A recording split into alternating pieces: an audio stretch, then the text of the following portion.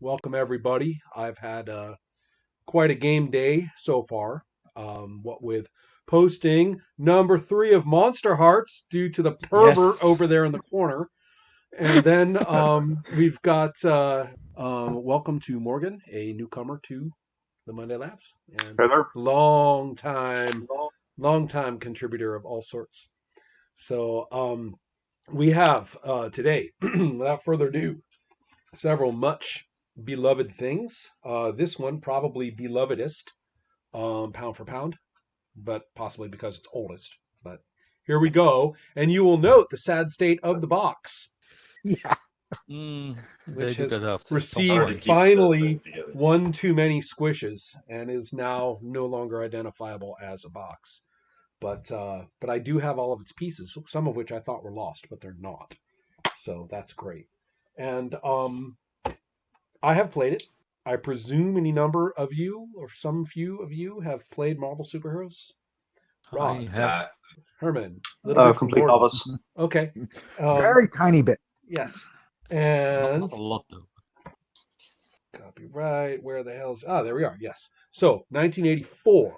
I always get a year off here and there for Marvel Superheroes by Grubb and Winter, TSR. And then we have the similarly named Marvel Superheroes Adventure game. And this is, I believe, 1998. Also, with a quick check to the yes, 1998. And interestingly enough, also TSR. And then we get Marvel Universe role playing game, which then is, and rather than have all of this go wrong and me having to correct myself, second printing 2003. So this is actually quite soon after 98, and I will discuss that in a moment. This is published by Marvel Comics. So this is the only one which is a completely in-house with the comics company endeavor. So that's kind of interesting. So two TSRs, one Marvel Comics, and then Margaret Weiss Productions. Completely different setup altogether. 2012 with using what they call the Cortex system. And let's see, and we should point out a few names that some of us will recognize, including Cam Banks, Rob Donahue, Matt Forbick, Will Hindmarch, Philippe Antoine Maynard, and Jesse Scoble. So some few of those names known to present company. And Cam says hello, by the way, everybody. Um, and all of them, notably, out of print. None of them in print for more than a few years at most, which is kind of interesting if you think about that. There's a weird pattern here. Well, Marvel is a fairly big name brand, so why did these disappear from the market so quickly? Well, on the first one, are you just talking about the basic set, or are you talking about, because the whole product line continued through the early 90s, right? That one lasted a little bit longer. I don't know if it went actually all the way into the early 90s. Someone can check me on that. But that's the one that lasted the longest. But even in that context, that's not that Right. long. It didn't make a decade. I still think of it as, especially relative to the property's presence, surprisingly short-lived as far as this kind of thing goes. Anyway, I think. Um, Licensed products and role-playing games do seem to be kind of flash in the pan. Think of the Star Trek role-playing game and how many ins and outs of publishers and length of print print time and stuff like that. It's a pretty scattered profile. Although there's never, I don't think we've ever really been without a Star Trek game at any given point, or not for long. But publisher wise, it does seem to go poof, poof, poof, poof. But with Marvel, there is a secret, or at least an insight about that. I mean, my instinct is that overall it's got more to do with business issues than anything creative with the games. You know, Totally. it's, you know, people, the licensee doesn't get what they're looking for, or the expectations aren't in line with what the role-playing marketplace really is, and you know, all that kind of stuff is probably the biggest factor rather than anything about the games themselves. I think it's Um, more specific than that, and it goes to the history of Marvel Comics as an owned entity. Unlike DC, which began as or conglomerated into uh, an ownership enterprise ever since the 40s. Even when it got itself bought up, it did so under it. Jack Leibowitz did this under very understood circumstances, and he maintained utter control over the board of DC, even when it became part of Warner Communications. So, You did a big blog post on this, didn't you? oh yeah, sadly, for my sins. Oh, Yeah. I love blog posts. But the Uh, but in the case of DC, it always was absorbed. DC is an absorptive phenomenon, right? It absorbs other properties and always has. Marvel's the opposite. Marvel's the little fish looking to get et by something big and striving to become bigger through becoming owned by something else big as much as it can, and failing more often than it succeeds. So what we're looking at right after the Marvel line, the first game got going in the mid 80s, Marvel was purchased by New World Entertainment. It had been owned by something called Cadence for some time, originally Perfect Film and Chemical Corporation. And yes, and had been owned by Cadence for quite some time. In the mid 80s, was in a financial disaster. Secret Wars or no Secret Wars, it was a mess, and was picked up by New World Entertainment, which was a decidedly beta Hollywood enterprise, mostly kind of spit shining itself along on its own. Marvel got picked up by them. That was the context in which Jim Shooter was fired. Tom DeFalco became editor in chief. It also underwent a variety of other crazy ownership fights within just a few years. So basically, during the run up to that sale, I mean, you know what happens when a property gets bought, right? Everything that it's doing gets shit canned because the new people have their own notions and the new people don't want the old stuff to be successful. So the game basically falls prey to that. That happens over and over. The ownership problems of Marvel in the late 90s are legend. They are insane, in fact, between Ron Perlman and a variety of other consortia fought over it legally in the late 90s. And when Perlman got kind of won that fight, then the all of the line, all of the endeavors, all of the licensing, everything just got completely shit canned. And the role playing game, which had been in existence only since 1998, basically just went out the window with a ton of other stuff. So 2 purchases, each one, the role playing game had just begun finding, getting its legs, and then out the door. 2003 is a little different, but there was a number of, I'll have to look at the list, but there is another ownership shakeup and reorganization that basically walks over the 2003. And then, of course, 2009 is when Disney is in charge, and that's kind of a stepwise process. What's kind of interesting is that there's a further shakeup involving the longtime Marvel Entertainment mogul, Avi Arad. And that shakeup reorganized all of the properties again. So I think each game just basically ran afoul of corporate restructure each time. So what happened to the line that came out in 2012? Someone else will have to give the details, but my understanding is that they rolled out a very strong series of supplements. Strong meaning, supported, and, employees, and a big effort regarding the Civil War storyline. Okay. And then vanished. Poof. I'm not like I haven't done any industry digging to find out who insulted who or who, was promised what or any of that kind of, dirt.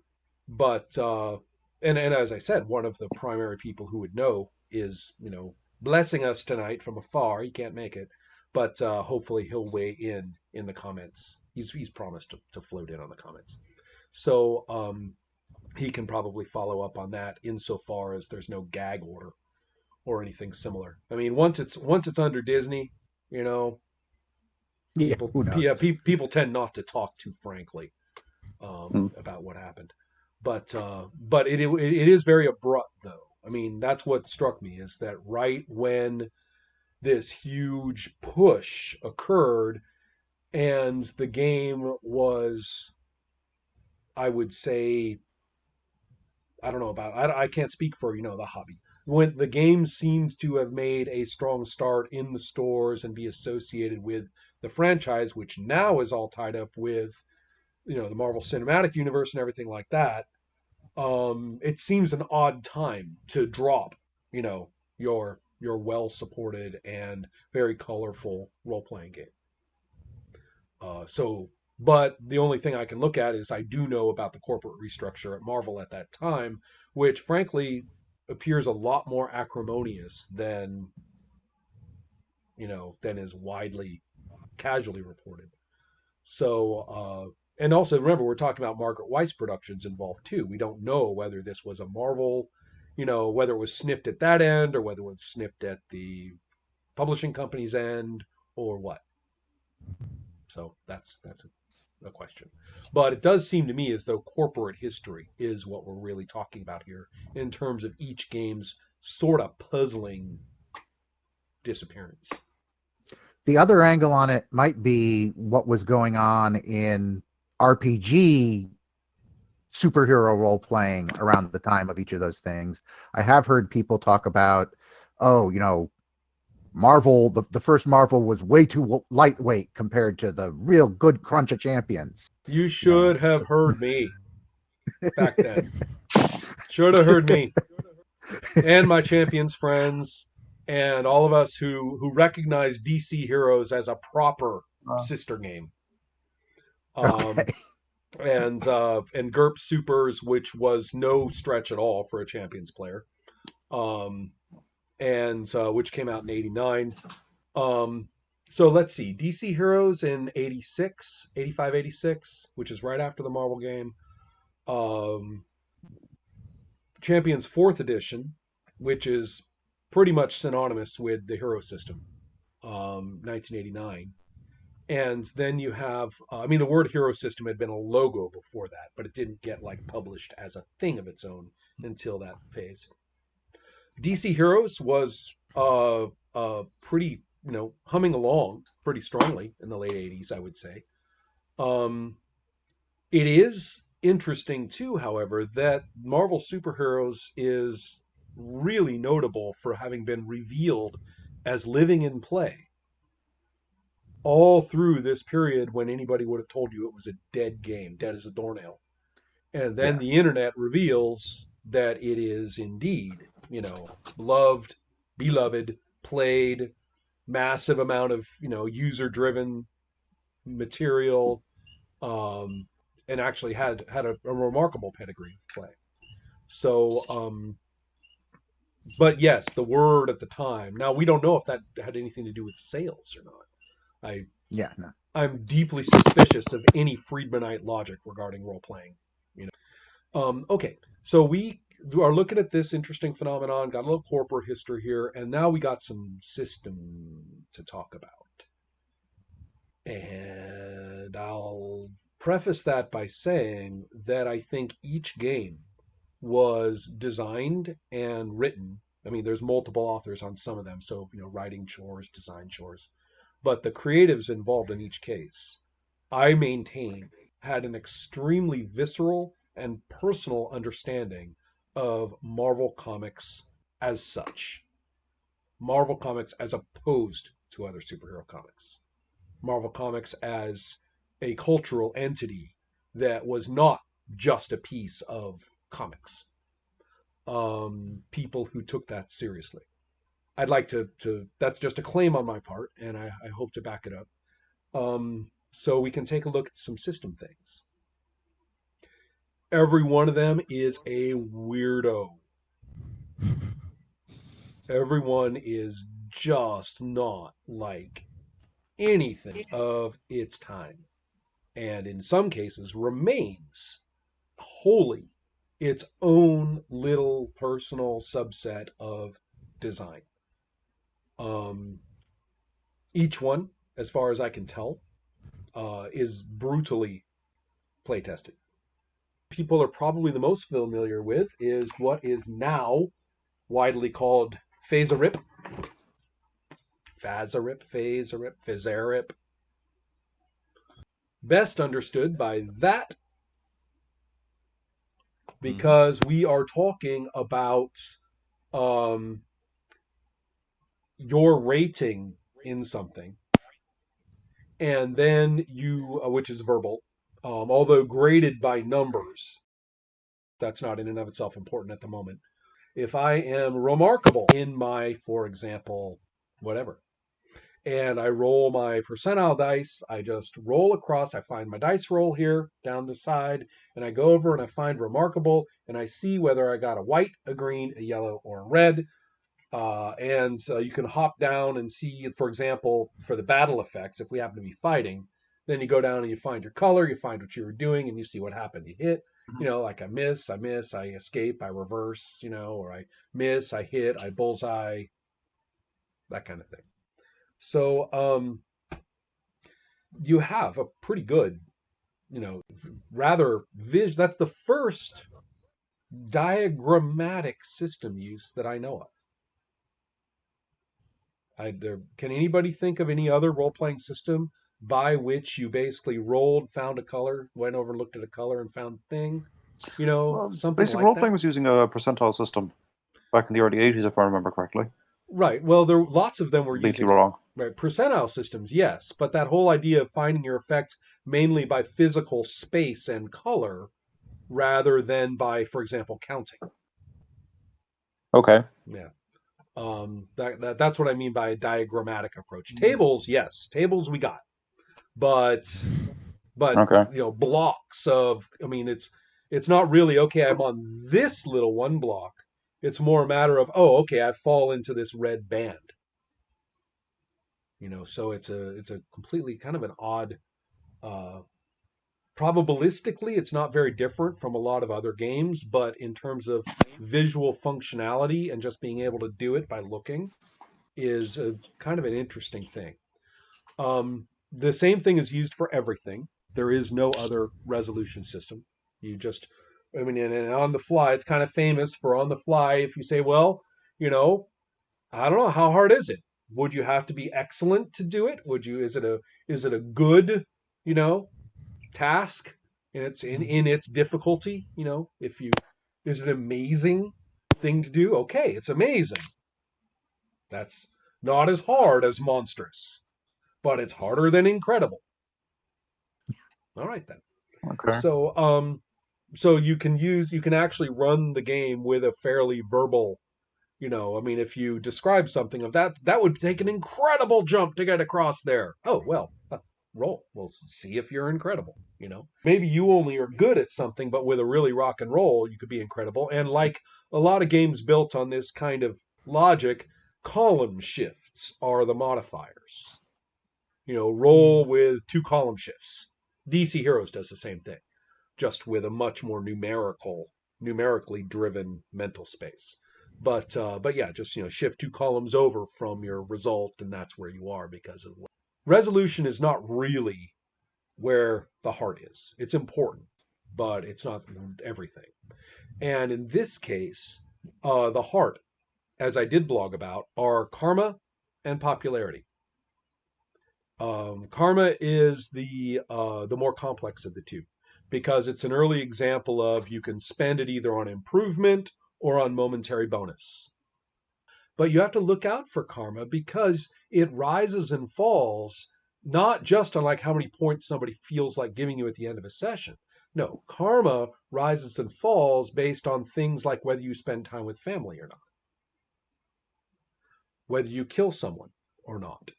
Killing is very interesting because the penalty for killing is you lose all your current karma. Think about that for a moment. We'll come back to it.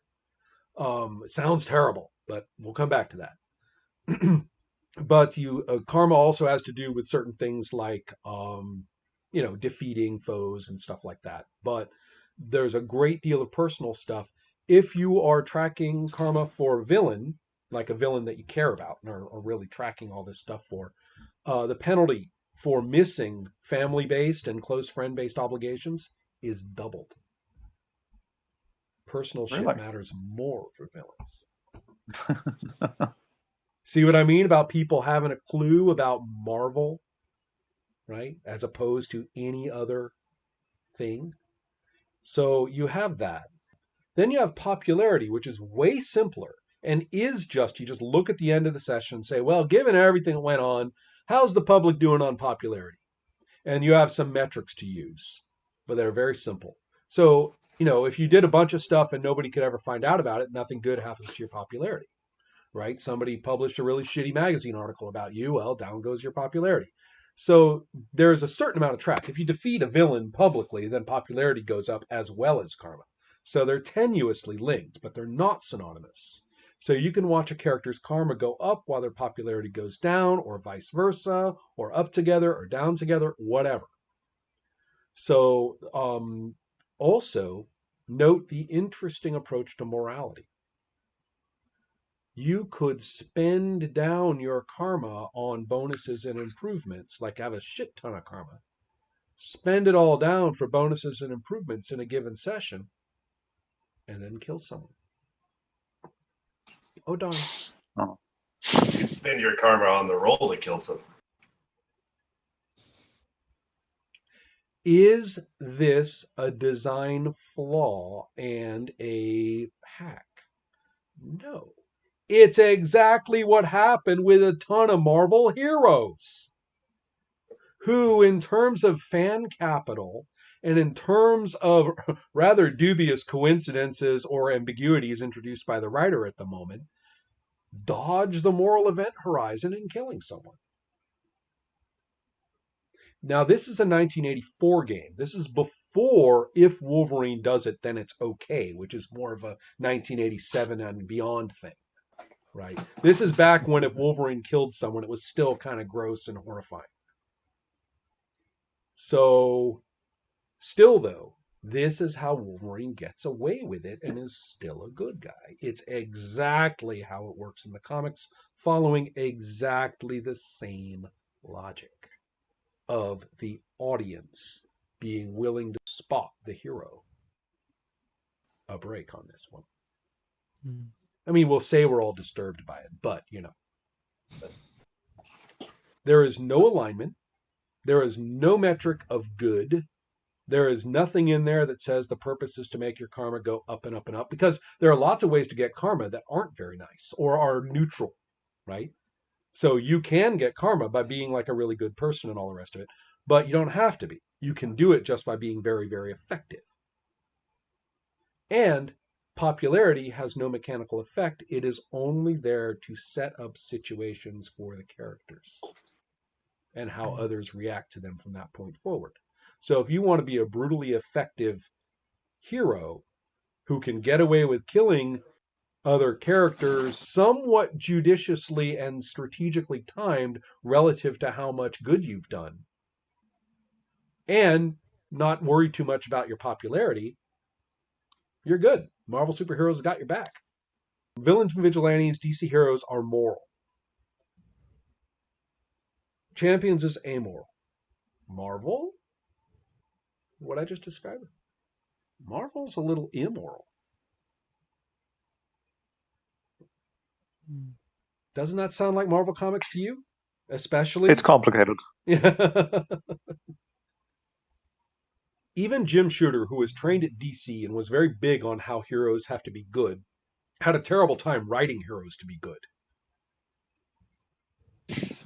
And Claremont, Byrne, Miller, the biggies in 1983, 1984, were profoundly uninterested in heroes who were good. the game really has no problem at all with your hero going full villain. There's even the roles for going through being arrested, indicted, tried, and convicted, and all the ways that you can get freed or exonerated, but also all the ways that you won't be, and through a series of roles. And the rules for playing Karma for villains are 100% rock solid, and it never quite says so. It comes within that far from saying that your player character could just roll into villain status and everybody just keeps playing along. Maybe with your character now opposed to the other ones. Who knows? It's just there to be done. The system completely manages that. And not only that, I mean, it's just begging for a villain team book. Just from the start. So, Did this happen very often in play? to my knowledge, no.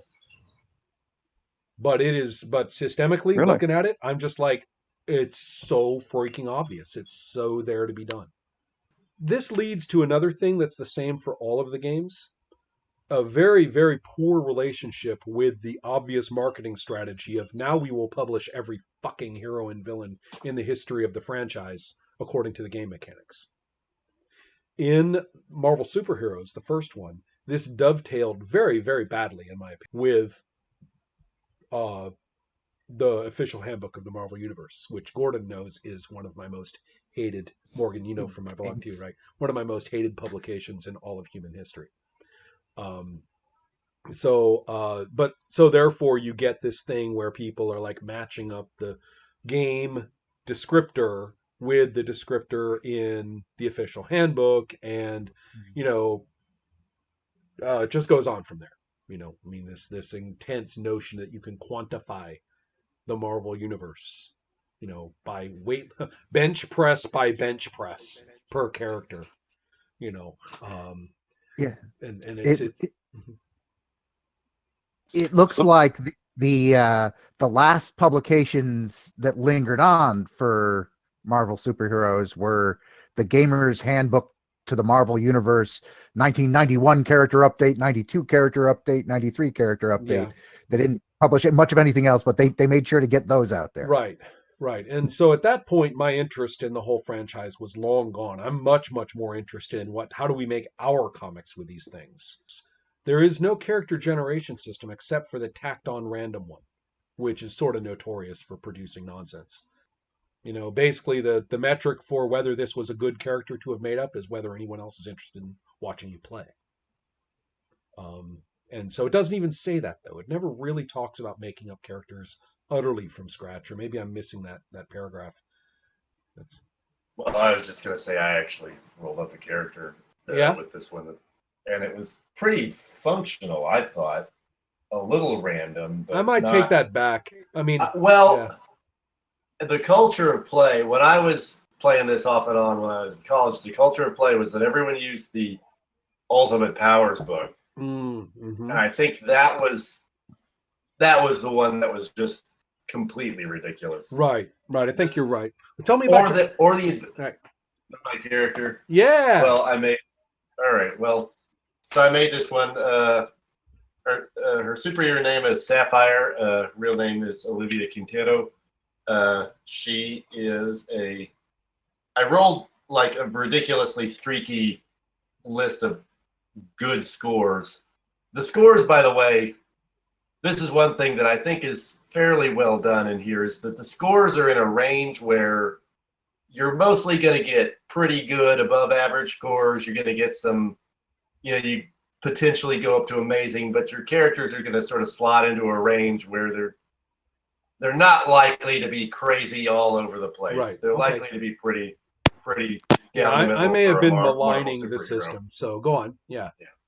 But anyway, so she's a social media entrepreneur. I don't know. I rolled a really high wealth score, and I was trying to figure out how that goes with the fact that her talents are law and journalism. I was focusing on the journalism for some reason, but law does mean you're an actual member of the bar, so who knows? Anyway, powers obviously is what we want to hear about.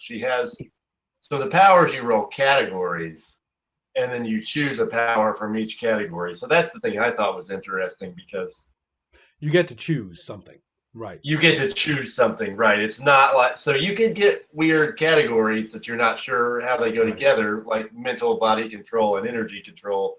But then you can sort of look at the options and think, well, maybe this is like this. So Yeah. what'd you get? Because I could see that. Yeah, I could see getting So- something pretty cool out of that. So I went with like density control, gravity control, and force field, and sort of.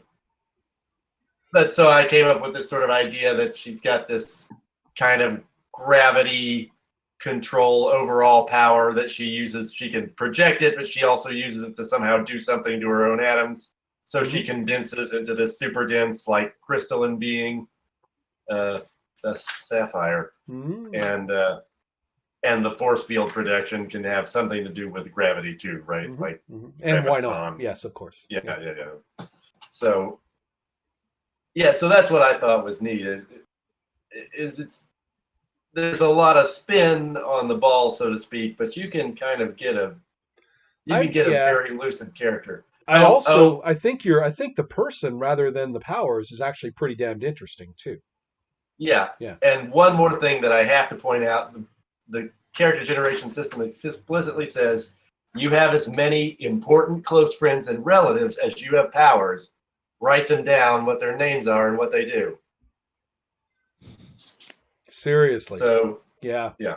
I mean, neglecting them in And- play is how to bottom out your karma immediately. So yeah, right. that's And, really interesting.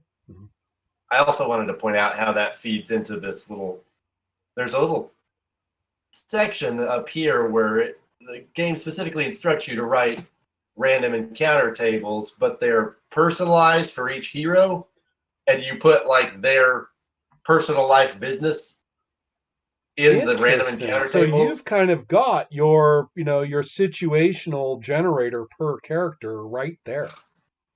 Right. Wow. And then, of course, if you look at what happened to popularity, did popularity spike or did it take a hit last session? Cross-reference that with whatever comes up on that table, and you got your first situation right there for the next session. No, not even a blink. Right. So yeah, I mean, I find all of this intensely playable and far more situational and contextual than most games. To hop ahead a significant number of years in cultural terms, Marvel Comics, if you will recall, after Shooter's tenure and the takeover by New World Entertainment, the purchase with Tom DeFalco, many of you may remember the weird shift in comics at the time, and actually post Mutant Massacre in particular, this is the infamous period when everyone says that Claremont just stopped paying attention to his plot lines, and the answer is yes, he did. So the real take home though is that Marvel undergoes some pretty strong shifts in content. It really goes bull goose loony for the grit. All of a sudden, Wolverine is everywhere, and his powers do everything. And then you have a bunch of editorial breakdowns after that point, and that's when you get things like the Ultimates line and stuff like that. So Marvel kind of undergoes a period in which a lot of people stopped reading Marvel comics. I So- remember I stopped reading X-Men and stuff somewhere around that time because it Yeah. just, Yeah, I as do you too. said, went everywhere and it wasn't Yeah, fun I anymore. stopped reading around that time because there was a period where they switched to twice a month Oh publishing. man, well, that was the other And thing. they were like Saturation. Yeah. $1.25 at that Mhm. time. I was like, come on, Mhm. man. I remember when they were 60 Yeah. cents. So yes, all that was on. By 1998, just because it's called Marvel, it's basically a completely different company at this point. There's just no connection. Even the DeFalco days had connections going back into the early 70s. The days by 1998, there's no connection at all. Nobody knows who Irving Forbush is. Nobody knows who Jack Kirby is. No one knows who,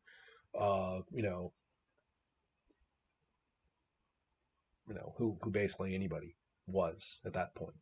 This game then strikes me as kind of interesting in that it seemed to have been created by people who did know that stuff. And this used the Saga game rules that many of you know, I'm sure, make use of a custom deck, which is more than just a skinned deck of some card deck. This is actually a pretty finely tuned little resolution machine. Between its suits, between its numbers, between the sort of a little situational phrase in case you need one. Didn't have, you need a little bit of coloring up of exactly like help from above and stuff like that, mostly optional. And then it also has something called an aura, which is a plus or a neutral or a minus. So when you flip a card just to look at the aura sometimes, or you flip a card just to look for the number sometimes, or you flip the card and the suit is relevant sometimes. There's a lot of different metrics on the cards that are used at different times. I guess we could talk about character creation, which is very similar in that you start with a highly random, in fact, rather frighteningly random draw, and you're looking at this going, oh my God, what am I going to do? This is terrible. And then you look at the rules of how you manage it and what you can trade out, like take hindrances or drop power in something for. And anyway, it's really pretty interesting all the way up to the very important point, which is that, yes, when it comes to powers, you choose. You've got a rating from the card and you've got a suit from the card. Then you choose which one you want. So there's a lot of customization. The randomization really is a springboard for a bunch of interesting choices that help hone your choices rather than paralyzing you with just make up a character. You're going to end up with somebody with issues. The write-up of how heroes deal with issues and the law and rightness and wrongness is also remarkably nuanced and very big on free will. You have a lot of responsibilities as a hero. You've got a personal life, you've got a hero life, you've got problems, dangers, risks. Cope. We are here to play to see how you cope and see what happens. That's what we're here to do. And the game is somewhat startlingly challenging to the player in this regard. Yeah, you're stuck with these powers. Yeah, you've got these things going on. How are you going to do it? So it's a little bit. I mean, the mechanics are different, but a lot of the aesthetics to the first game are the same. About the card resolution and stuff like that, there's some really interesting ideas that, for example, if you draw Doom cards, which is one of the suits, and you play them, and the Doom cards are generally pretty big, and you play them for their numerical value, which is perfectly okay, but the GM gets to keep them. And so therefore the GM is building a little pot of these cards which they can use in later conflicts as well. So the same thing will appear later in the Cortex system. But there's the DM, interestingly enough, or the GM, instead of like playing each villain as a character with their own hand of cards, which would just be nightmarish, they actually just draw one card for the encounter. And then everything else spins off of that one card. And also you draw an aura card in terms of certain other things about how whether things are kind of going for the heroes or kind of going for the villains and stuff like that. So there's some really interesting, it's easy on the GM mechanically. They don't have to suffer over every last little nuance as if every villain were played with all of the mechanics that are available to the heroes. A series will hang together or fall apart depending on whether the player finds continuity from one adventure to the next. Reward and growth is critical here. If the players can't see change and development in their heroes, they won't keep coming back. Then they talk about the different kinds of series in kind of a thematic way, which I considered fairly well written. I mean, they're not. This isn't really fluff text, although I can't prove that to you just here. But their difference between Rock'em Sock'em, street level, explorative, idealistic, pathos, battle scarred, and future past, comic relief, all villain games. That's 2 for 2. And a very interesting use of what they call nonlinear story hooks and the meanwhile hook. The other side, the flashback, the what if, ways in which we contextualize the encounter of the moment. This is a game in which the encounter of the moment, like, can the Hulk beat the Thing? Can the, okay, yes, I know that. But, can so-and-so beat so-and-so? What would happen if so-and-so fought so-and-so? The random factor keeps any encounter in this game from being definitive. What matters is how the hero changes. It can go badly for your hero against so-and-so this time. It may go well for them later. It's much more based on consequence.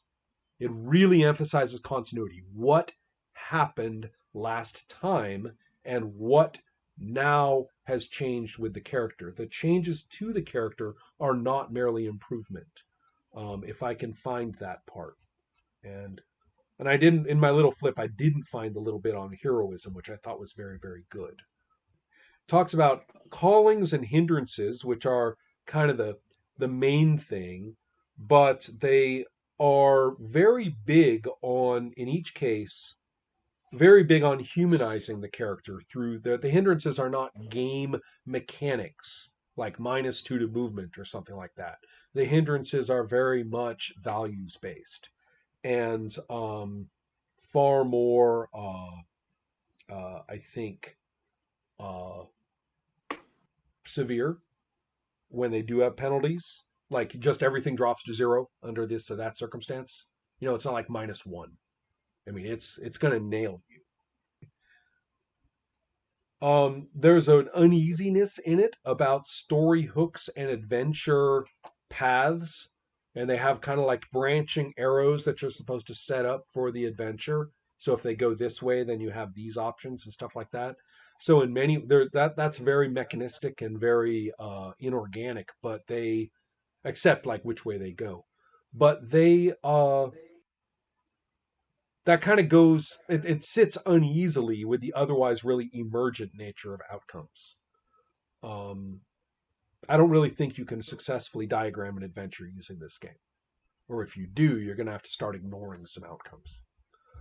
Here we go. Right. Get this. At the end of every adventure, you get a chance to make a change on your character sheet.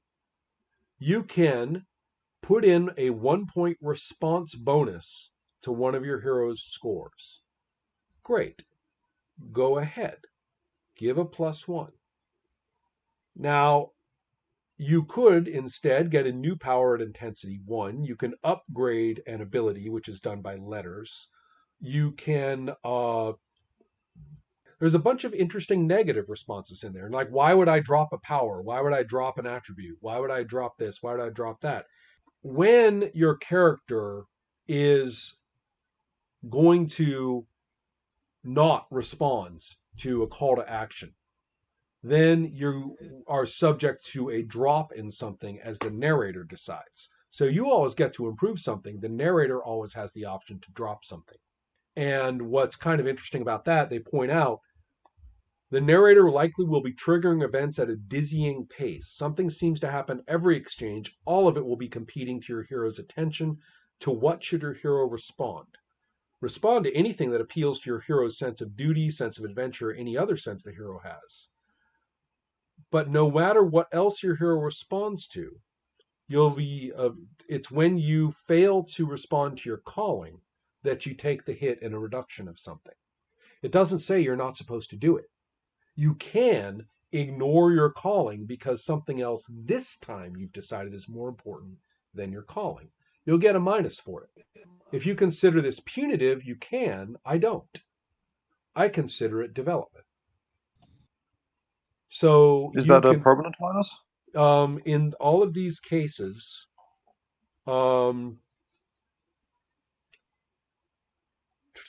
yes, goals of the mission. I'm just checking all these. Right. As far as I can tell, yes, all of these are permanent. This is how your character looks next Okay. time. It's the way your character will be played next time, according to these metrics. And so it's a kind of an interesting thing in that you are not basing it on success or failure at any particular action. You're not based on do this one thing or else. You're doing it more on the order of, okay, of all these things, you did happen to tank, the one this time, this one that's associated with your calling. So you're going to get a minus thrown in somewhere that's relevant to that. So therefore you have, based on your hero's choices of what to really pay attention to, you're going to end up with changes on the sheet. And I think that it's a little iffy in the sense that you better not do that. Always respond to the calling, or else the GM's going to get you. You can look at it that way. But I think another way to look at it is no. They even point out, play in the moment. Go by whatever sense of importance your hero has at that time. And then the consequences of your commitment to your calling, your stated commitment to your calling, is going to be as follows. And that such a thing might not be, it's only just a one drop in upgrade. It's not, the end of the world. So it's one drop in like the metric for that particular, one thing. I mean, the character will look, they point out, it's unpredictable. After 3, 4, 5 adventures or sessions or exchanges or whatever you want to call them, your character will look different and it will track precisely to what choices you thought was important. And that's on purpose. So there's some pretty interesting consequence built into this. It's a very different game in a lot of ways from any other game I've seen. I don't know what it's like using I haven't played any of the other Saga system games, but I am pretty impressed with how coherent the card play looked. There was a bit of a learning curve, but once you got past the learning curve, everything was the same. There was no new problems that crop up, as far as I could tell. So, but as I say, somebody was reading Marvel Comics and someone said, what I really care about is what the hero prioritizes and how that makes me feel about the hero or about their powers, about how good or, what they are next time. I didn't expect to like it, when I first saw it in the game store. Oh man, it's the late 90s, cards. Yeah, right. Okay, yeah, cards. And I thought, oh, and as usual, just like the first game, it was instantly saddled with this book, the X book, the Avengers book, that book, the other book, and it just gives you all the stats for all these heroes, and I'm completely turned off by that. And so I thought the cards looked gimmicky, I thought that and I was really burned out on Marvel, and had been for many, many years at that point. And I don't even know how I got it. The only reason I had Marvel Superheroes is because my friend didn't want it because it was the stupid, silly game of the 80s. And he ended up saddling me with it because I was, I would take it just because, it was a role-playing game. Same thing with this. I'm not sure I actually went and bought it in a store out of desire. I think I ended up with it somehow. Only much, much later when I was doing the blog did I actually sit down and learn it and was like, wait a minute. This is really, really interesting. This is playable. I've never seen a role-playing game quite like this. Anybody familiar with this one? Which, unfortunately, really got hammered by gamer culture. I bought a copy last year and skimmed it. I know that a friend of mine from my hometown had played in a game of it with some friends that apparently went well, but I wish I had picked him for more details. Well, what's really interesting about curious. this one, as many as you know, I think, does anybody know about the resolution system before I say as you know? The thing with the red stones and Yeah. the gem? Yeah. I think Little red and white counters. Yeah. They call them something like that. stones. And so there's no dice. Everything's rated in stones. This system, however, in which you invest your stones into a given moment, and it is a moment. Here's the circumstance. You're not investing them into the whole fight. You're investing them into this one teeny bit. And each one is best understood as the impact you can have on fiction with that thing. So it's both effort and effect. If you put more stones down, it means the visuals of what you're doing are more dynamic, more kinetic, more, bigger drawn.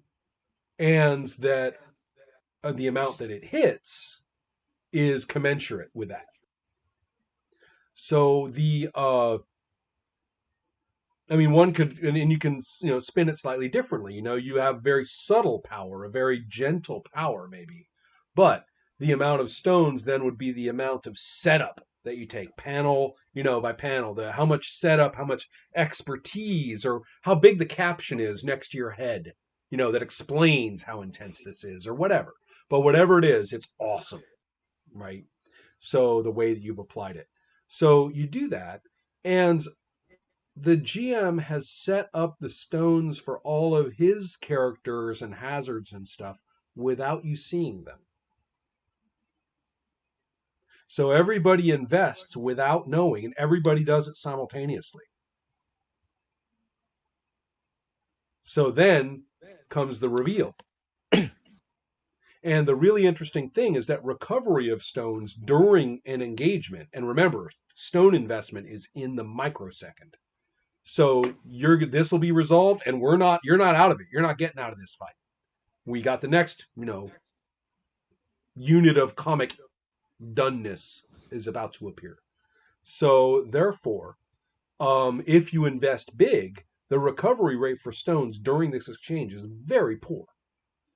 If you invest big, you're hoping for a big impact on whatever you're hitting, because you're going to be sucking wind with your recovery from that point forward.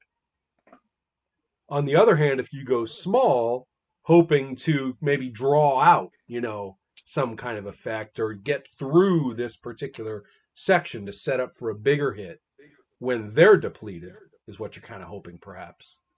Maybe you can activate like a one-time use on something that's real big to protect yourself and go real low on your offense, and then you're ready to set up whatever it is. But now we know. Now we're looking at all the investments, and the order falls out from there.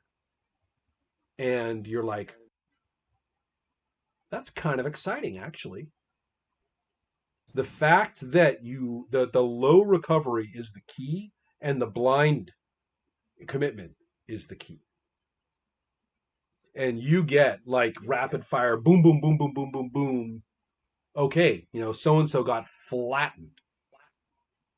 So-and-so got, way ahead. Okay, that guy, that villain just totally ripped off the spaceship vault doors and is in. And we were all trying to stop him, but man, we just didn't invest right. Who could have known? We did our best, but we didn't invest right. He totally blew past us. That power of his, son of a bitch, he used that thing. Who knew he had that thing? Did you know he had that thing? No. So it's all there to be done. It's actually kind of cool. I will say it's furious to go through. The fights are short, as far as I can tell, unless you have some means to recharge some special power that permits a sudden influx of stones or something like that. I don't know how many exchanges a given fight has, but in their examples, it ain't much. But it's still, in any given exchange of all these stones is a really, really eventful. And a lot of them are, it's kind of a mixed bag in terms of powers, because some of them are very specific and very effects driven, like obviously based off a given character. There's one called Fireworks, and it's based off of Jubilee. And as far as I can tell, it's a completely non-generic power. It's the Jubilee power, whereas others are vastly more generic and customizable by some concept.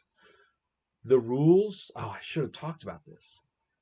Just like the original Marvel superheroes, the rules for Magic are insane.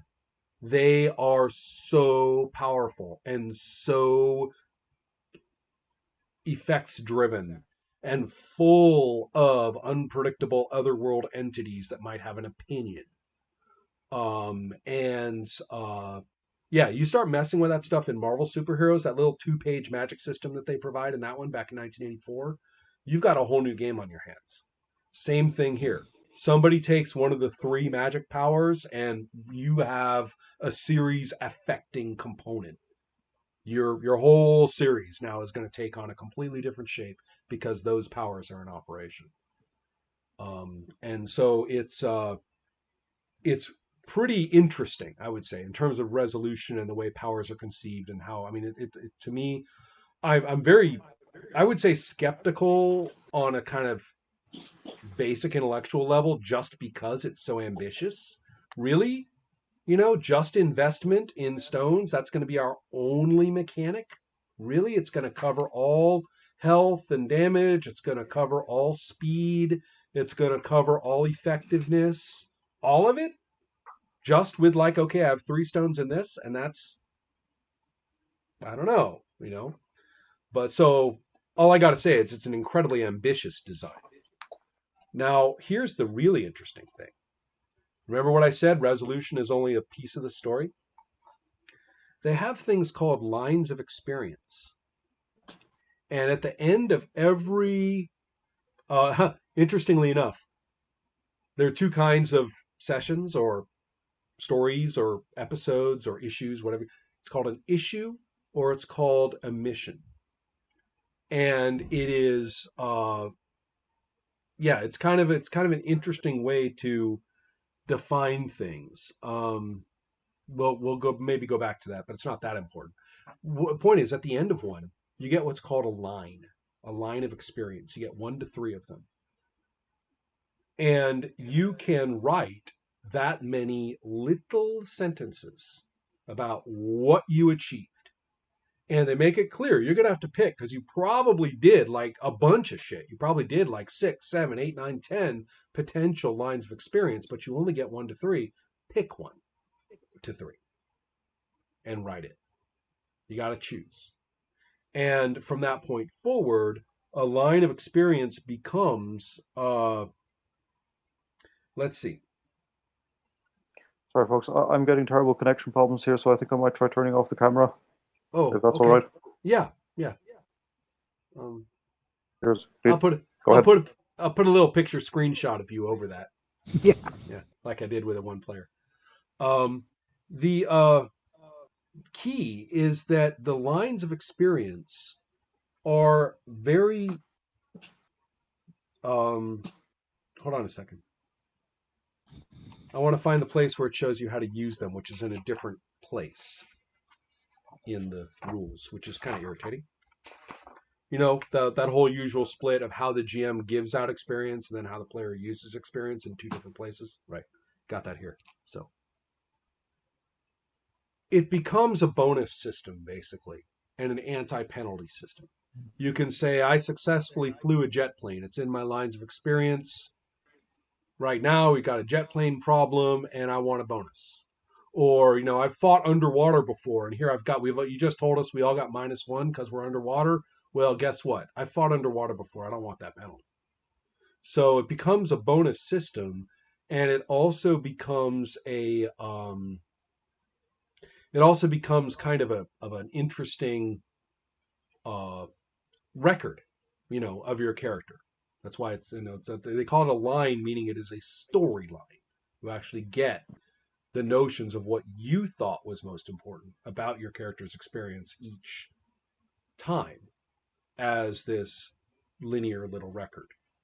So that's real basic. And then there's a system for improvement that's a little bit more like just changing things on your sheet, changing up your character's problems through the course of play so that your character transforms into a very different profile of problems and his new powers and stuff is very doable in this game. So the character changing through what has happened is actually kind of a big consequence, is enormous. They make a big deal. You play for a while, and now your sheet is a whole different entity. You've got all this history on it. You've got changes that you've made based on what's happened. You can't theorize about what your character is going to be like a few adventures down. You just have to do it. And it's kind of neat that way. It's very big on having a satisfying arc for your character being a big piece of play. They have some interesting, I mean, it's 2003, and they've got some language in the beginning that I find very interesting about how, some people just like to play games to like have the heroes fight each other and see who wins. Some people like to play the game because they love the Marvel Universe. Other people want to play the game because they want to see how the character grows. And I was kind of like, 2003, huh? Reading some essays on the internet, were we? And so it is a game when you look at all of the mechanics, in my opinion, leans pretty heavily when you look at the experience system and the various problems that you take, which again are highly values based and much less about, well, my character has no arm, and much more about, this is how my character considers himself less than human. This is how other people consider my character less than human. This is what my character is obsessive about. This is what my character is worried about. That kind of thing. You end up again with a much more humanized character. What it's a little shy on, in my opinion, is personal life. You can put stuff in there that's personal life oriented in the problems and things, but I don't know, maybe I'm just forgetting something or need to review it, but I find a little less of, Sam Wilson debating with his hot girlfriend who looks like Angela Davis about whether he's, giving in to the man by working with Captain America. I don't see a whole lot of that in Marvel Universe, but I could be missing something or forgetting something. There's not quite as much man on the street in this game as there is in Marvel Superheroes, I think. But yeah, but there's another really, really ambitious design, truly interesting.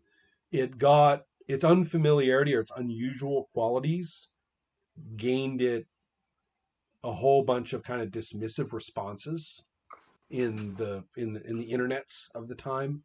But on the other hand, just like you said, Rod, play experiences tended to say, hey, wait a minute. Somebody was thinking. It looks like somebody actually played this thing before I tried it. So I know I've found. What's that? Well, I know I found the book pretty hard to read. There's one feature they could have scrubbed out with a big Sharpie. Go on. You first. But your summary was your summary of how play was actually supposed to look and what was supposed to be the fun part of play kind of clicked it into, oh, okay, that's what we're doing. We're doing this little face-off. Yeah. That was when I realized it. When I was reading through and I was like, well, God, everybody's going to see everybody's stones, so what's the big deal? I mean, there's no resolution here, blah, blah, blah. And then I finally realized, wait a minute, it's a blind placement. Right. Oh, so that really was, it took me reading the text and trying to match what I was reading to the examples before that finally clicked for me. I don't think they ever quite blurred it out as well as they could have.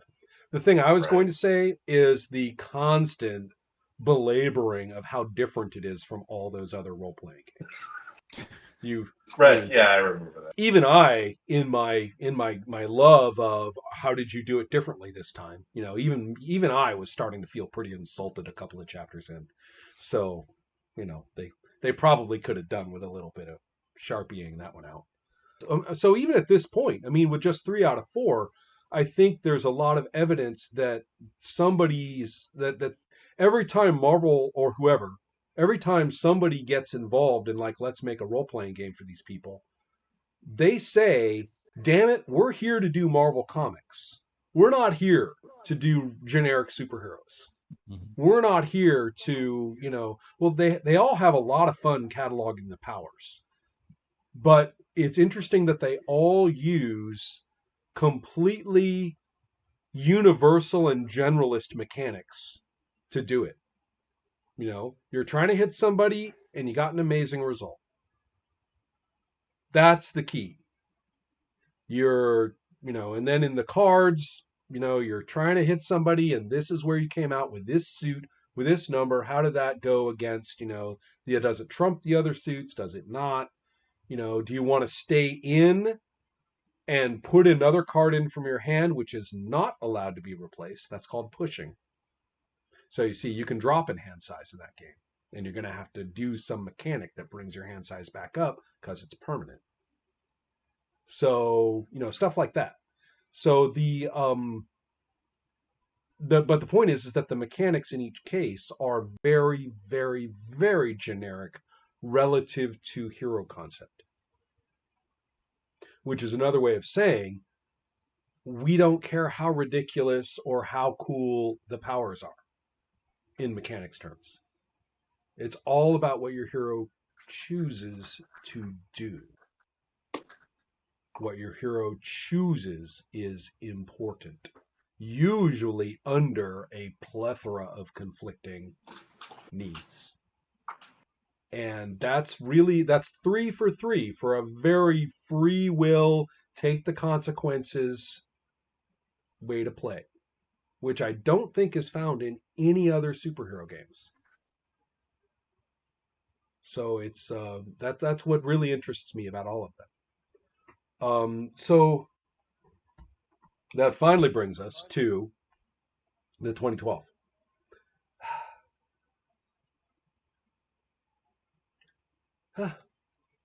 One of these days, I want to see a Marvel Comics superhero game that shows nobody in costume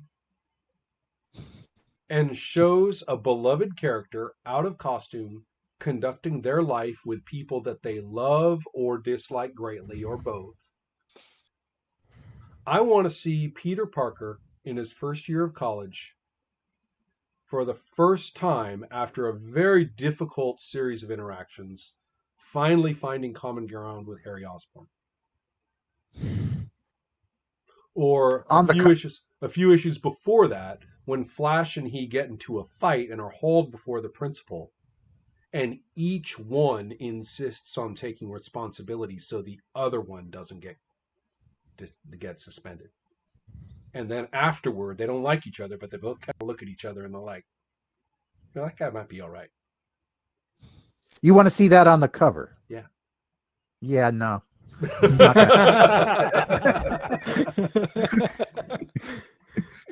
If you're lucky, it'll be in there somewhere. It won't be on the cover. I know, but this guy doesn't know how to make money. I know, but this one, the reason I bring it up is because I find this cover, while the draftsmanship is quite nice and everything, it is extremely a bunch of like combat grimacing soldiers, and there's no warmth in the cover at all. And I kind of like, oh man.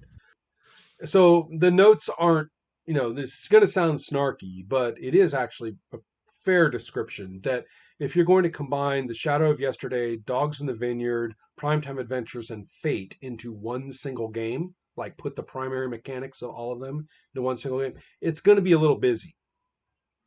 And so that's pretty much what we're looking at. The mechanic is multiple dice of varying sizes. And the loss of those dice and the gain of those dice, the transfer of those dice, there's actually a little bit of carry in there too, seems kind of reminding me of that. But so the Dogs in the Vineyard part has a lot to do. Okay, out of your roll, you pick 2 to push forward, and then there's a sequence based on that. And then out of The Shadow of Yesterday are the features, the little keys that you've got that you are fulfilling, and it's exactly the same. You get like this many experience points for conforming with it, and you get this many experience points for violating and possibly abandoning it. So the idea, though, of the turnover of values is important. That the character has priorities of the moment. The priorities of the moment are very important, and you can continue to get rewarded by doing them. But insofar as you are done with all that, or the situation warrants completely obviating that, that's worth experience points too. So the turnover of that is in there. There is a fair amount of concept. Now, this is something I really like, and I usually think of it in relationship to champions. The notion of special effects, that the way that a given power is phrased and worded will have explosive and unpredictable effects during play, and that feeds back into the system in consequential ways, is a huge part of this. So they're really, again, they're going for everybody uses the same resolution system. Ratings in terms of mechanics and dice are always the same for anything you do, but the fiction is very, very, very different based on who is doing what. So the game is huge on that particular concept, and pumps it at every point. The fate part, there's these things called plot points, and then they translate into and are opposed by doom dice that the GM accumulates. And so there's kind of there's that metric of the points and the doom dice, and then there's the SFX, the special effects thing, that goes as a parallel to the regular dice and the pushing 2 dice forward. Like I say, there's a certain busyness to it. There are also these interesting things called milestones, which are that's what I was talking about. The milestones are the ones where you get experience points for conforming and for developing, and then you get a lot for obviating, which is a one-way trip. Once you do it, that's the end of that milestone for you.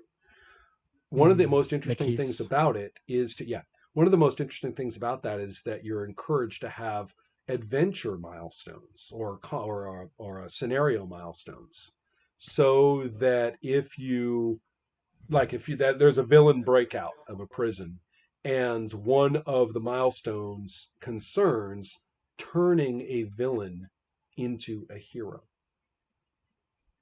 So there is a way you have milestones that are associated with your character, but you also have milestones that are embedded in the scenario that anybody can pick up and be pursuing and dealing with. So that's kind of an interesting, way, to think of an adventure. And I thought that was actually a pretty good idea. There's there's another feature to it that's fairly unique to these games that we're talking about, but is related, I think. I mean, I don't know if it's directly influenced by it. That's not my point. But it is very, very similar to the original Sketchpad concept in With Great Power, which isn't in the eventual version of the game, but is in the original version, that you do not have on your sheet the hero. What you have is the hero as currently conceived. And all the other stuff about the hero is taken as given and not subject to resolution, or ignored.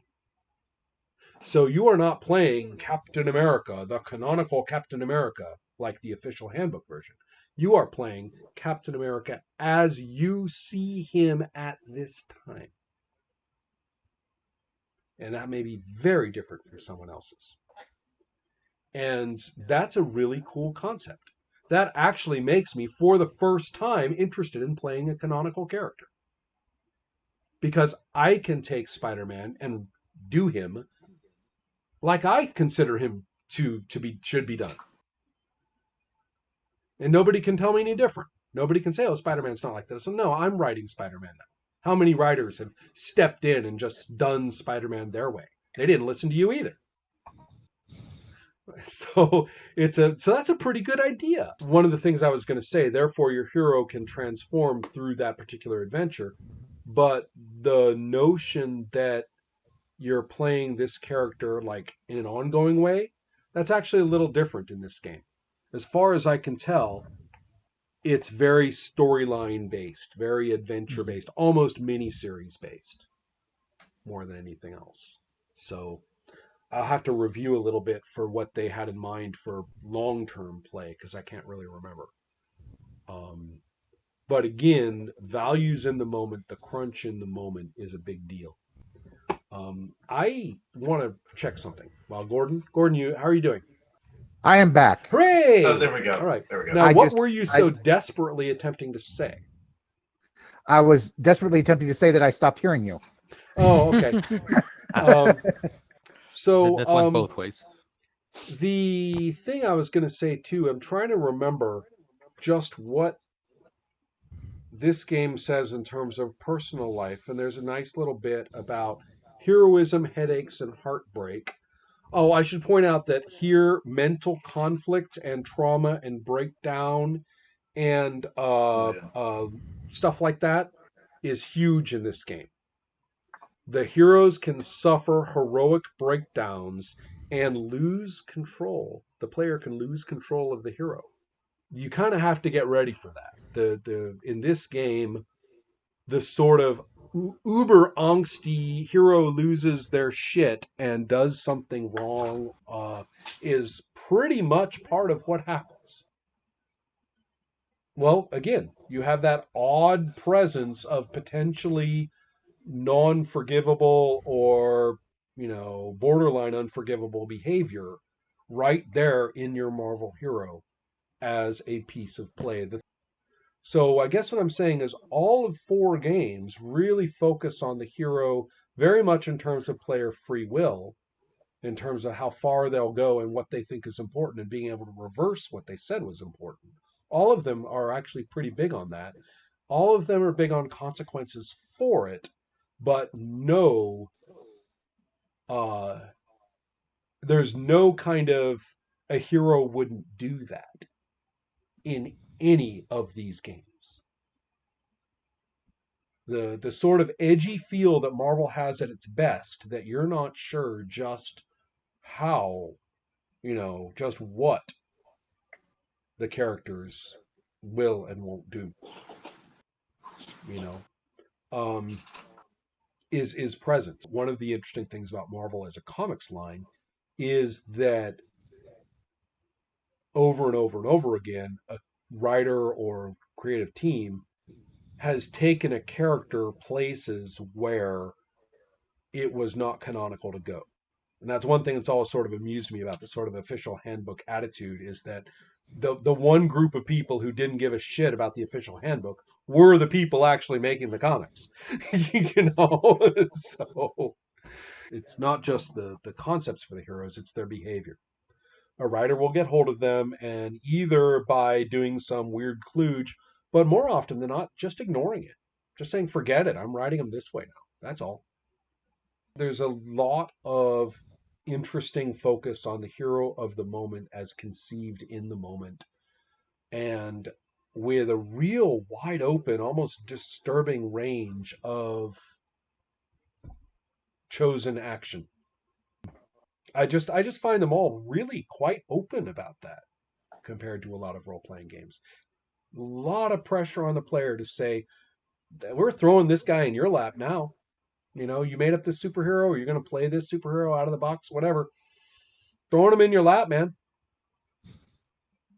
How are you going to do it?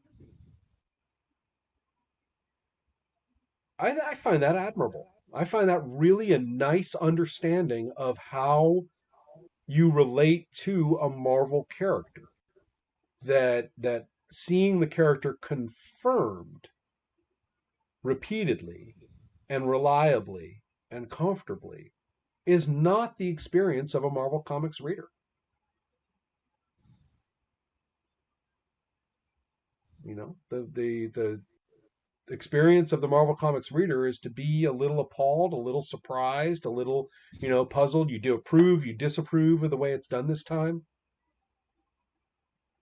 that stuff hit me so strong during my primary period of reading Marvel comics, which is around age 10 to age 14, where I would just all the time I was just stopping buying a comic because like something had happened that I disapproved of, and Right. Mm-hmm. picking it back up and thinking, Right. well, maybe they'll get better and stuff. Yeah. Now there is the negative side of that because Marvel has had its suckages per character, per title, and per period. You know, as Right. much as anything else, or more so. I'm sorry to say, but it also had, I think, and had. I don't know about has. I can't say for now. It in many points really did have an unpredictable quality of not just what the character could do or concept or what they were, but really maybe this time someone's going to decide that so and so is not like we thought and is just going to write them differently, may even do so without even bothering to explain. The freedom of the player to judge what's important to the character and to take the consequences for it is very similar well, it's differently done in every game, but it's there in every game, and it matches the comics very nicely. And I find them all, I mean, they're all intriguing. At the very least, I can't see how anybody wouldn't find each one of these systemic concepts at least interesting. And I did mention, I don't want to just say, oh, Ron says the 2012 is busy and that's all he said. No, it is kind of busy in terms of when I diagrammed it out. I was like, whoa, that is a whole lot of arrows, just to manage a whole big set of, hitting each other. But when you look at it, I think if you play through a scenario like the supervillain breakout and stuff like that, you're going to see the heroes change, and you're going to see the villains change, and you're going to see the situation change, and you will actually get looking back on it, you look back and say, you know what, that was pretty freaking watchable. That was pretty freaking readable. We didn't know how it was going to go, but I like it. That seems to me to be kind of the take home from that system. It's the one that I'm the least comfortable with based on reading alone. But we know how that goes. Sometimes you try that particular game and you're like, oh, it's elegant as hell. I get it, So, the people involved are notable for their playability when it comes to games. So I wouldn't be surprised if it's quite good. I just haven't done it yet. Hey, Morg. Hey, I think the connection is a little better now, so I'm going to try the camera Okay, yeah, again. that's fine. Do you have some thoughts on anything that we've talked about? Well, I was just going to ask whether the problem with introducing canonical characters was because of disagreements with the comics, but I think you've clarified that now, saying it's just that you think it's better if the player has a certain level of freedom to reinterpret the canonical characters as they see fit. Right. The only one that's really explicit about that is the last one, which kind of has the basic notion that by definition, playing the character this time is the creative snapshot of this time. The others are a little more oriented toward continuity, as if there were, for example, a consistent editorial and creative team at work. So, Right. I guess you could kind of say the last one is acknowledging that no, that will never be the case. Sorry, too bad. Or at this late date, so much water under the bridge. Don't ask us to make the canonical Captain America. All that's going to do is get us a black eye. So forget it. But the first one, is aimed at you make the character, and then you focus on the continuity of the character. With karma and popularity as tracks and history being, irrevocable, as you continue through time. And I personally would love to play that game in a dedicated long form way, really opening it up to wherever it's going to go, and then actually track the karma, and popularity as graphs, as a history of the character. The consequential history of each character based on decisions in the moment and its mechanical consequences is so stark in every single one of them. And you have a unique character trajectory. There's no question. So Yeah. yeah. The one, I think it was the second one, that part of the improvement was decreasing some of your stats when you didn't hit the goal. Right. Mhm. I thought that I found that very interesting, because it's the your character not only reflects what you do, what you choose to do, but also what you choose not to do or not to pursue. And that's really interesting. Yeah, it's kind of funny in that game because the ability to interpret that as punitive, which is, better heed the call, whatever else you do, is there. I'm not saying Mhm. that that's not there, and it even refers in the text at one point, well, you'll be unhappy if you don't. But I'm still not so sure. Maybe it was more important to me to go the other way. The call just wasn't, I chose. This was more important. I just think so. And I still think so. So I'll take that hit. So, if you say, well, that's kind of where I went with that, then that's just your history now. Which I I think it find. might make more sense if the GM had some kind of a explicit job to make following one's call more difficult, Yeah, with the yeah. expectation that if the GM, if the player continued to pursue the call persistently, they would face mounting opposition, and that would be more Right. likely to hurt them in other ways. Well, I don't know if it's call specific, but mounting opposition is a big part of what the GM has with the accumulating doom cards anyway. Oh, okay. And number one, so you could tie those together if you wanted to. I'm saying it's there to be done as a personal minor tweak. And then there's also the interesting point that it really emphasizes, even uses the word dizzying, that you have tons of things for the heroes to do. Just tons. You do not say, Doc Ock is robbing the bank. What do you do? Let's go run the combat. No, you do not do that. You pile it on. There's a whole environment of hassle that they face. And in that context, I mean, it's in a way the drop based on not heeding the call, the one that is specific to the call, I guess, is almost arbitrary, because you're not really saying that's more important than all the others. You're saying that's your hero's mouth sounding off. That's your hero's self-image. That's your hero's notion of why they're a hero. But that doesn't mean that's what they have to do. That in and of itself has an existential quality that I find very appealing. It's a nice feeling. I mean, you're talking about somebody who has, an arguably disproportionate emotional commitment to Marvel Comics as a historical creative entity. And that's saying wrong. Marvel Comics was never an entity, but two periods under that IP that, had specific qualities are important to me. And obviously role playing as a medium is important to me. And so for me to actually see and gain satisfaction from what I consider to be the virtues of the former expressed in the language of the latter, can I express just plain sentimental, satisfaction with that? Can I be happy about something for once? Yeah. This Well, I'm gonna go ahead and be happy about this thing.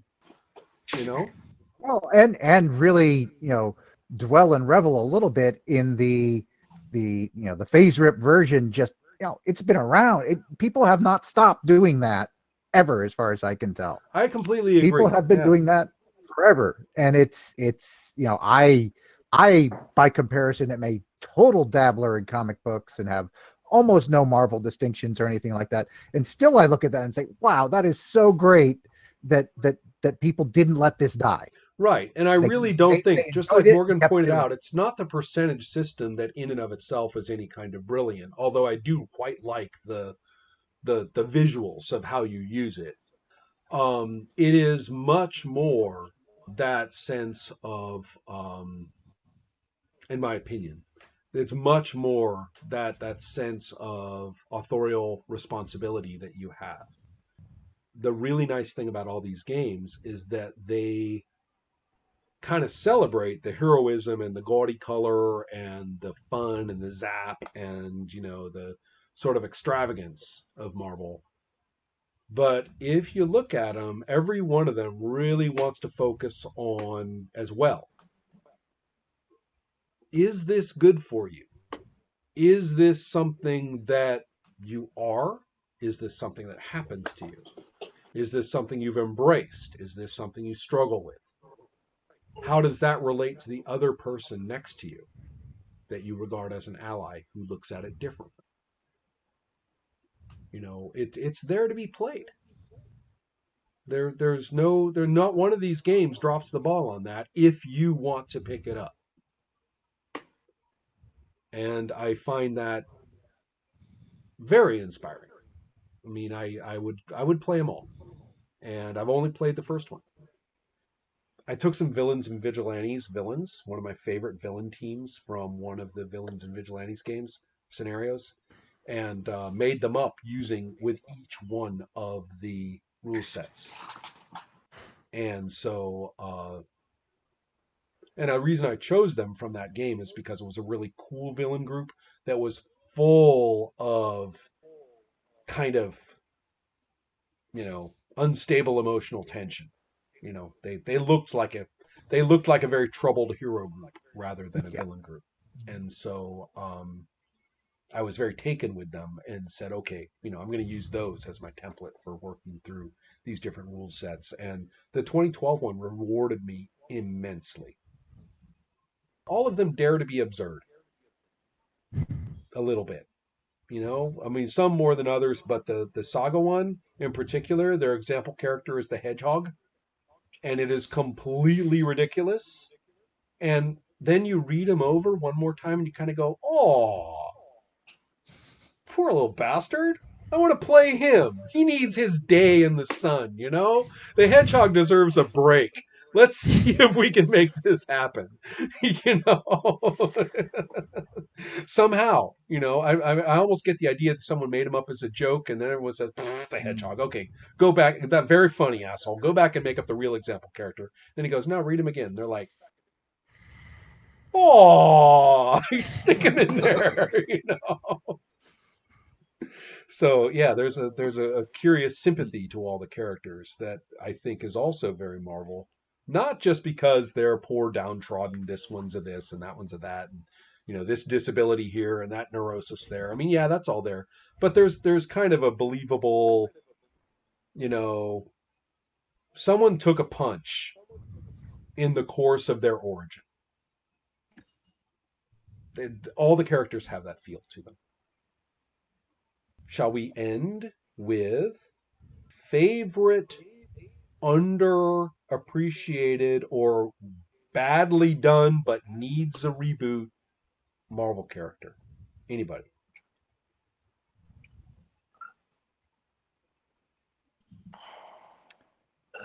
I'm trying to remember the character's name. There was the sister of Colossus, I think. Oh, Ivanka. Oh, yeah. Ilyana. Yeah. Ilyana. Ilyana, yeah. Didn't she get like magically violated 80 different ways once or something? Very, very Claremonty. If you're not Kitty Pryde and you're female, Claremont's got plans for you. Yeah. I remember her from in a short run somewhere in the 80s, I guess, which was introduced and then became the lady of some demon thing or something like that. And yes, she was. After that, I sort of lost track of the series and the character, but that one was interesting. I'm afraid I had fairly minimal exposure to Marvel Comics, apart from some back annuals covering the Claremont era from the early 80s. But I will say I'm quite piqued by what's happened to Mantis over the last couple of iterations. Oh, you're speaking to a fan of the 70s Mantis in a big way. Okay. because her evolution does seem to be very, very strange. Yeah. Particularly with what happened in the MCU. So Yeah, don't maybe watch. that'll be my pick. If you like that character, don't watch the movie. Yeah, well, you just got to, at that point, you got to do what I do, which is basically say, la, la, la, comics, I'm watching a movie. You know, just separate and just watch the movie, and that's that. I do that and I still. Yeah, that oh, character. really? Wow. Gordon, do you need to go? Yeah, Okay. I'm going. All right. We'll see you later. Thanks, everyone. Yeah, take care. Yeah. Enjoy. See you, Gordon. So, Rod, what do you think? How many buckets of neurosis and heartbreak are we looking at here? A lot of buckets, a lot of on-off. You know, oh God, how could I ever live without Marvel? Versus I'm done with Marvel. Right. Don't Exactly. even think about it. Like, I can't think of a particular. Look, to be honest, I've gotten in and out of it, of checking on the comics and the, God help me, the continuity Oh, yes. Yeah. in the last couple of years, and it seems as if every character has been remade like 10 different times. And Well, aside from that, I'm not I really know. interested in the present. I'm thinking more of the past. What character from past. whenever would you love to see? Oh. See? When I was a kid, I loved dinosaurs, and so I was obsessed with Stegron, the dinosaur man. Oh, Just yeah. random, Oh, yeah. dopey Spider-Man villain. I would like to see him, you know, get a deep dive into. Angel, anybody? Yeah, I mean, I read a lot of Spider-Man when I was younger. Trying to remember. I guess there's a movie out. Well, there's a movie that is coming out soon, but I'm not feeling good about it. Venom, I think it deserves at least in the movie universe or something like that. It deserves a good adaptation because in the third Sam Raimi movie, not great. They didn't do good for him, and I don't know about this new movie. So I would like to see a proper movie version of Venom. Why not comics? Because I haven't read Marvel comics in a long time. In that case, why not role playing? That'd be good too. Yeah.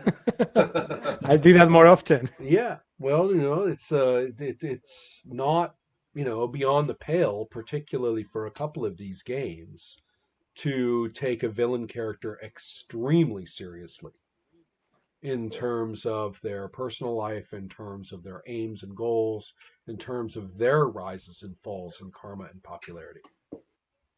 And have them be played day to day just like the heroes are played. Well, you know, you were talking about doing the 4 Marvels. Just hit me up. Right. Oh, I convert. Yeah. Herman. Yeah, I'd do it. Yeah. In a Oh, you heartbeat. already said, yeah. I was, I mean, I've got tons because I have a real thing for second-rate villains. And because the number of times that some writer has grabbed some utter scrub of a character who maybe had like a good first appearance at best and has been written badly and repetitively and superficially ever since, or even given like a new concept that was lame. I don't think the unicorn is recoverable. But the looter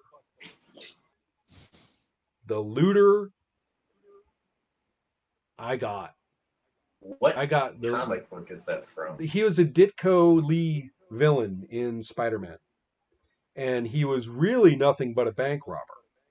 But he was exceptionally arrogant about how he was simply better prepared than everybody, and simply, you know, more with it than everybody. And he had some gadgets, and the point was that the gadgets weren't all that special, but he had the right one that you didn't anticipate. And he would tell you all about why you were such a goob that you didn't anticipate such a thing. And so yeah, he was really obnoxious. And in some ways, I don't know. I mean, there's this claim that Lee and Ditko had difficulties over libertarianism, and that Ditko did not particularly like Lee's dialogue because it sort of obviated his desire for characters to, exemplify libertarianism. And so the fact that the looter comes off as like the most obnoxious, arrogant libertarian possible, you know, one kind of was Stan. Were you sticking words in the looter's mouth that Steve didn't like? I don't know. He was writing the dialogue after the pages were turned in, right? Especially in that last year that he had on Spider-Man. So the idea that Ditko wanted a character characterized a certain way and then Lee did it a different way, I think there are several examples that are considered known. I don't know if the looter is one of them, but it was during that period. It's in the 30s, which is right before Ditko left. So maybe so. I would go for the looter. I have ideas for what to do with that fellow. That's it for tonight. Hope it was fun. Right. Hope we learned a thing or talked about a thing or whatever. And I really wanted to get across this interesting concept that the blogging had revealed to me. I was surprised how like interesting each version, each game was. That usually when I think of adaptation of on an IP into a role-playing game, I think like boring, cash graving thing. So it is interesting. I completely agree about that. I would never have actually put money on the consistency of the interesting this interesting feature across the games. You said all of them, Angel, but what of the games of the other three of you? Which of the 4 games strikes you as kind of the first go-to should the opportunity crop up? I'd like the idea of investigating one based on card mechanics, since I don't think I've seen any RPGs that were based on card mechanics. Mm-hmm. That's the one I'm kind of the most, I look at. Well, I don't know. I mean, they all sue me. Every one I say, oh man, let's do that one, and then the other 3 all cry out, for me. So, I like what you described about the last one, where you have the version of the character as you envision it. As the concept of the game as a good thing. Yeah, I find that, as I say, it's the first one that makes me want to actually play, licensed characters because of that. Yeah, it's a bit of the question: if do you play Marvel superheroes or do you play a superheroes game? So that's the other discussion. I guess I would put it more like, do you? Well, and here comes all that romance. Do you honor Marvel as you see it with your superhero game? That's the way I would look at it. I guess the ones I would like to play most are I think the first 2 ones, because I'm more interested in what you were talking of, the personal, more human drama of the characters. Or I don't know. Even in the movies, the Avengers eating a shawarma somewhere and that kind of stuff. That's something I would like to explore. I think the first and the 2 and the second game sounded a little bit more for that kind of thing. I want to sort of review the texts a little bit for that, but it does seem to me that the 3rd and 4th games are a little bit more directed toward the action. And that's funny because it's the first game that actually uses battle mats. Right. Which it does. And I should point out is actually a pretty coherent and, pretty damn playable combat system, as I recall. Yeah, I was impressed on the reread.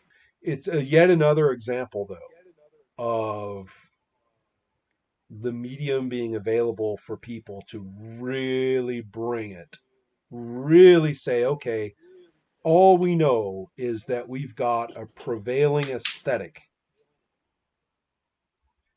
and a medium of imagined material that we promote through dialogue and we change through procedures. That's all we've got. strip it back to the baseline. Now let's design it. Mm. And that seems to have happened 4 times. 4 for 4. I think it's time to say goodnight to everybody and thank you for joining me. It was a lot of fun. So take care. Thank you. Thank you. Good Good night.